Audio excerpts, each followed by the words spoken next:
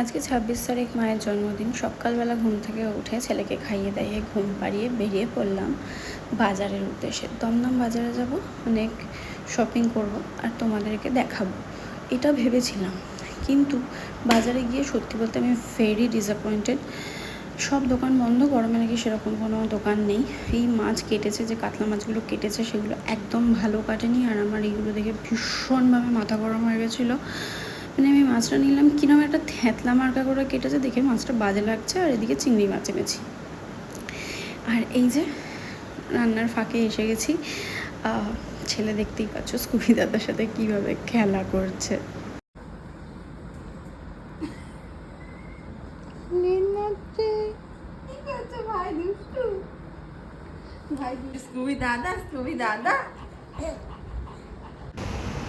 এদিকে আমি রান্না করেছিলাম বিহারি কাতলা মাছ, পনিরের রেসিপি আমি জানি না, মন থেকেই করেছিলাম।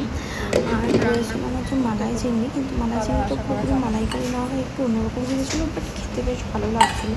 আর সঙ্গে ছিল আমের টক। ও হ্যাঁ, পায়েসটাও করেছি, সেটা দেখাই।